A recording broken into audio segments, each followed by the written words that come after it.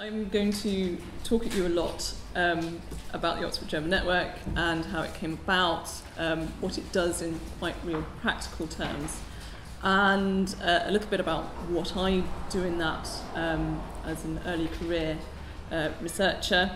And then we'll get you guys to think in small groups about how you might fit into a network model, and how you can engage in that even if you're not actually setting up a network yourself. So the Oxford German Network really came about out of something else, out of something called the Think German campaign, which was launched in 2010, and which aimed to promote German language learning in UK schools. And it involved the German embassy, Austrian and Swiss embassies, the German Academic Exchange Service, the Goethe Institute, German departments at universities across the UK, and more. This came to an end in 2012, so it was only 2 years long. And as that campaign came to an end, a real pinch was beginning to be felt in UK modern languages, really quite acutely. And there was clearly a need for continued momentum evident to universities. Just to take German as an example, in 1998 there were 87 departments offering joint and single honours in German, and in 2014 there were only 47. And this was in no small part due to a massive decline in numbers of school children taking modern languages, partly of course because they were no longer compulsory. And so the Think German campaign, which was very sort of top-down, although excellent in many ways, was kind of felt, well, not to have had quite the impact that we would have desired.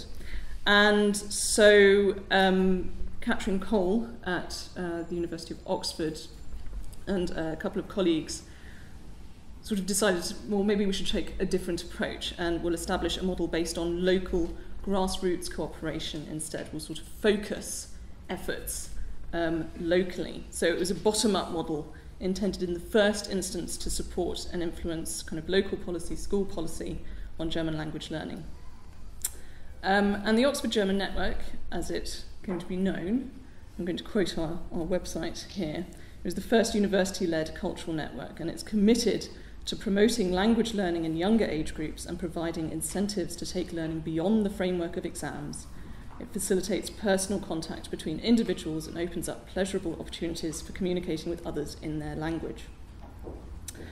So that was sort of the remit it set itself, and it was launched in 2012, in September 2012, by the University of Oxford's Faculty of Medieval and Modern Languages, with the support of a number of founding partners who sort of provided moral as well as financial support and resources support.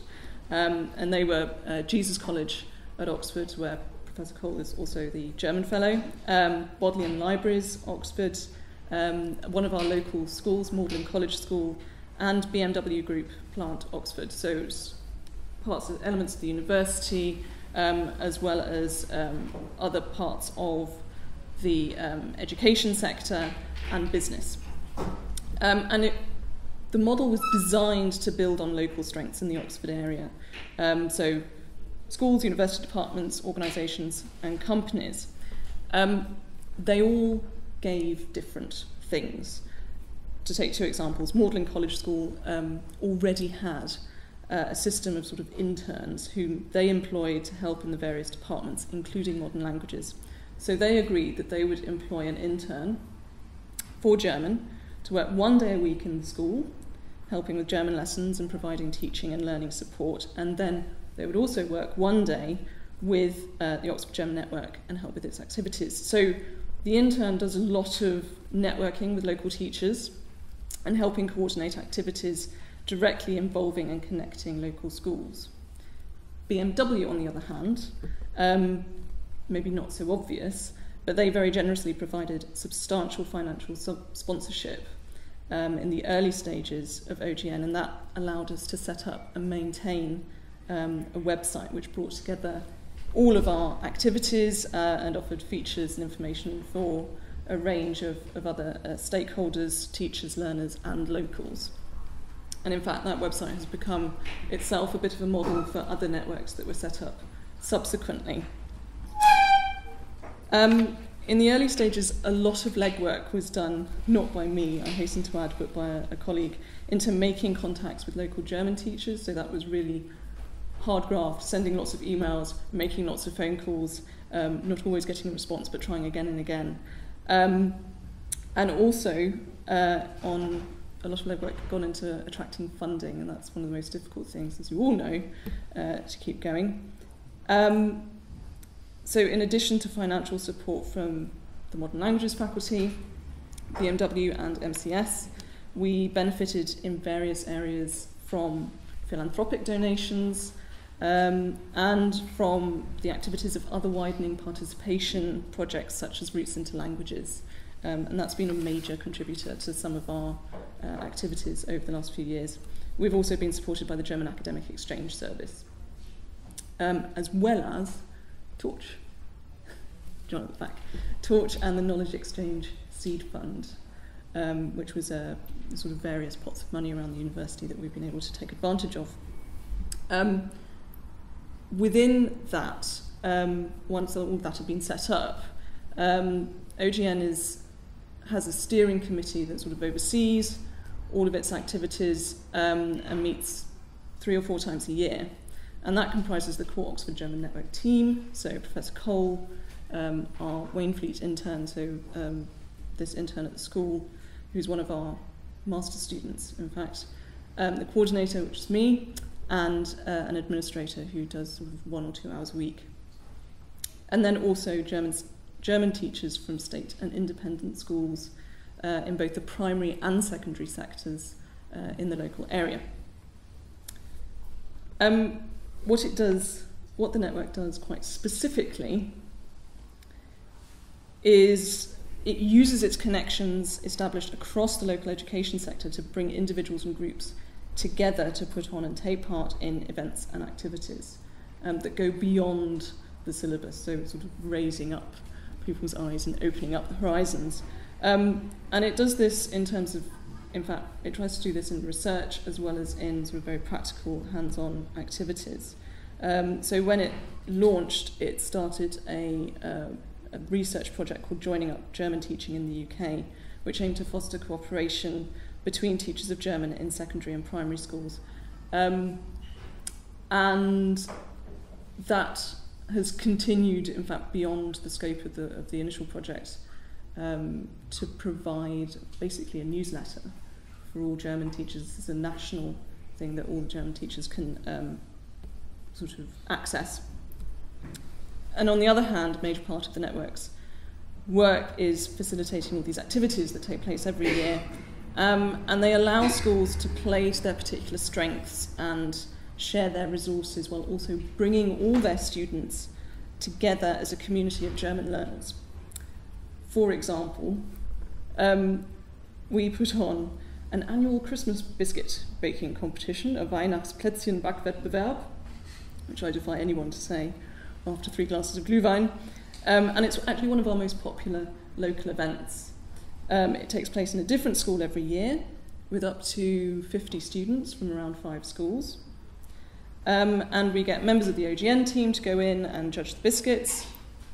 And we have a team of student ambassadors who also come and help us give a Christmas quiz, also help us taste the biscuits. And this is because this also taps into enthusiasm for things like the Great British Bake Off and so on. It's incredibly popular. Another local school happens to have a bar, so it holds a kind of pub quiz for older students every year with German food, and again we send our student ambassadors in to help with German conversation.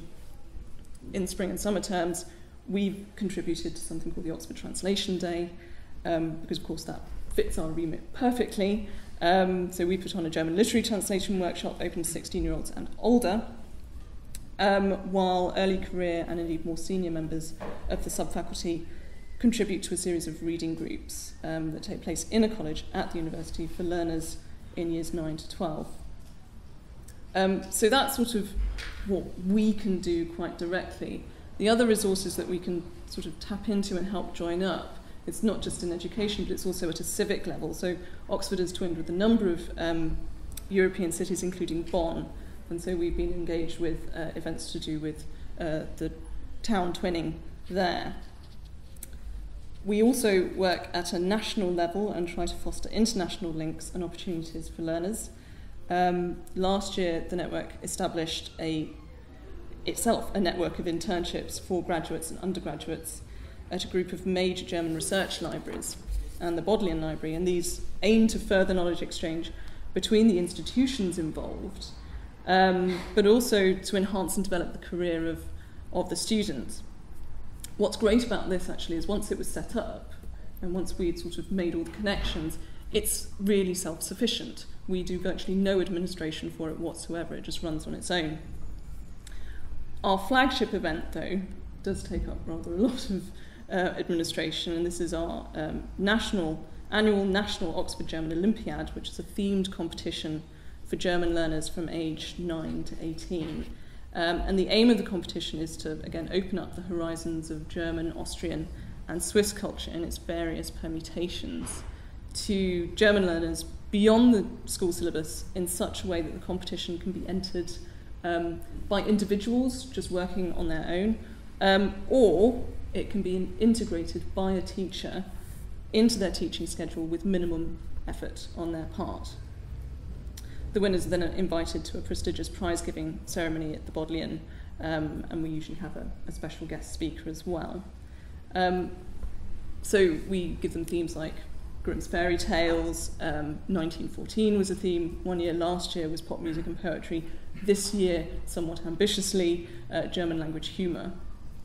But again, it's an increasingly popular event. The general trend for participation is up.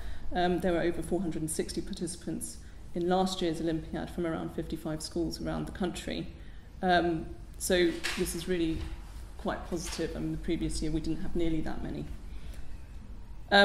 In all these activities, we make use of a team of student ambassadors from the undergraduate and postgraduate student body, as well as early career researchers, as well as subfaculty staff.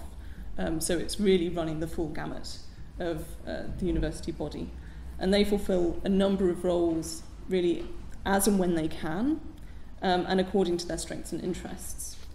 So it could be running a reading group session, it could be giving a short talk, actually helping with the physical setup of events and stewarding, facilitating discussion at events, going into schools to help with German language classes, judging competitions, and in fact writing features for our website so that we actually have fresh content every so often. And in fact very soon we're also going to, next week I think, we're launching a student ambassador blog for OGN, so where our student ambassadors get to actually write about their involvement and engagement with OGN activities, and also things that they find exciting about German language culture. So I guess in terms of policy and policy impact, OGN started by really aiming to affect policy at a local level. It wanted to impact German uptake in local schools and awareness of German in the local area in and around Oxford. So it provided, and still provides, a central point for local stakeholders to come together and so enhance the visibility of German language and German culture to sort of local outsiders, if you like, as well as providing something that was really important, a visible and supportive community for those who are engaged in learning German. After all, there's nothing more sort of off-putting for learning something than thinking you're the only one studying it. And it also limits your experience of that subject. So, now part of the sort of problem with this is that you have to have perseverance, you have to have patience, because having an actual effect on policy might be in only very small areas initially, and it can be a slow process. So, on the one hand, you might have the 12-year-old who turns to her teacher at the end of a cultural event and says, "Miss, I really want to take German." Check, take one. But at the other end, you could also have the local school who was going to cut German from its provision, but and we have one example of this, thanks to the success of its students in the Olympiad, decided to keep it on rather a shoestring budget, which we're helping them with, but nonetheless they decided not to drop it after all. And for us as a team on the OGN, after existing since 2012, we now have a steering committee that includes a local boarding school as well as a primary school, and they've both already participated in events. They've already agreed to put on events themselves. Now, they've been interested in the past, but they've just not had the time. The teachers have not had the time to be able to organise their participation until recently. So it's really being able to stick around with your presence and make sure that they always know they're welcome that allows them then eventually to take part. But the OGN has now also grown from a local level to being able to engage with policy making at a national level as well.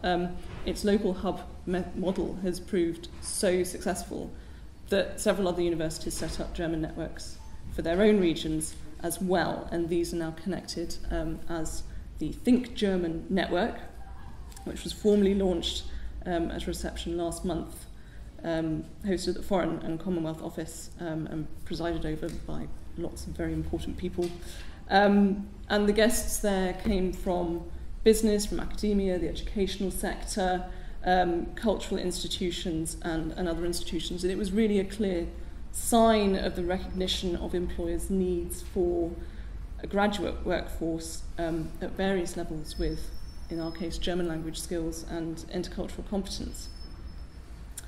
So the success of the network for us has been because it built on local strengths.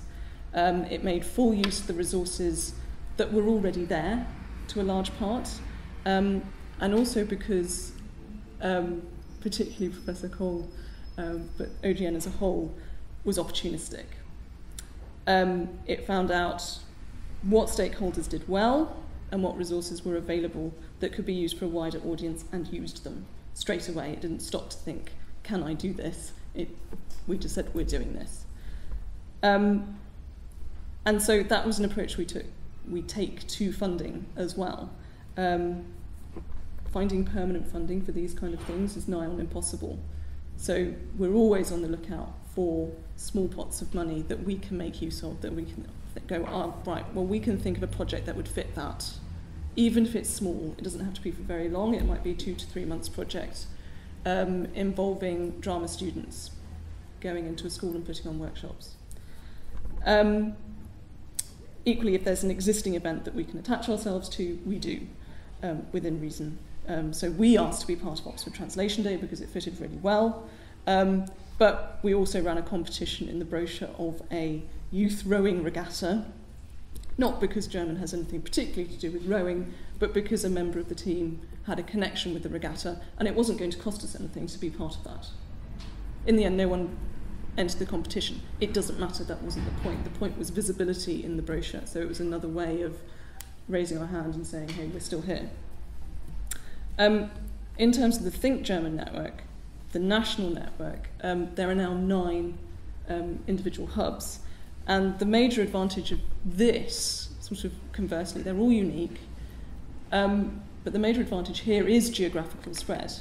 So thinking about the local focus of each one, but knowing that they're all linked by a common, a shared purpose. And the critical mass is clearly important. We couldn't launch the Think German network until last month because there simply weren't enough to be a credible impact.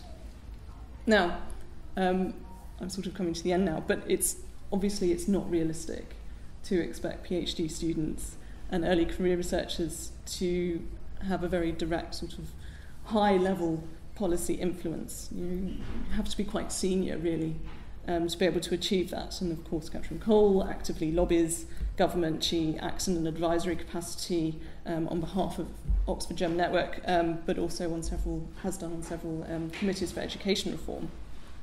As an ECR, I can't do that. And in fact, my involvement with OGM was really kind of accidental. I happened to be in the right place at the right time, at the right point in my studies, to be asked whether I'd like a few hours work a week on this new project. And at first that was quite a run-of-the-mill administrative role, really just fielding emails. But I'm an early modernist. I teach early modern literature, and the situation for early modern German literature teaching in the UK isn't particularly good at the moment. So when I took over coordinating the Olympiad after the first year, I made absolutely sure, this was my personal thing, my personal mission, I make absolutely sure that there was a strong medieval and early modern presence on the inspiration pages that I put together for participants in the Olympiad, so that is visible. There is the option. So when a whole class of students then enter with pieces on Mechtilde of Magdeburg, I think that's point one for me. I also make sure that there's at least one medieval or early modern literature reading group every year in the series we do. 2017 is the 500-year anniversary of Luther's 95 Theses. You can bet your boots we'll be doing something to do with that. So I suppose my point then to you, who are probably all at quite early stages in your career, is that you don't have to sort of reinvent the wheel. You can think about what you already do and how it might be easily applicable, even at a local level, and be helpful to those stakeholders, maybe not even directly related to what you do. So I think what we're going to do, maybe after a couple of minutes of questions, if you have any, is split up into small groups, maybe 3 or 4, so we probably have 2 groups per table, and really discuss how your research, or even your activities generally in your life, your particularly enthusiastic hobby, involves skills that actually you might make use of, and think about how they would fit, all these things you do would fit into a network model, what kind of network you might see yourself fitting into. And then also think about how these networks might address wider issues that you're aware of. So we'll do that.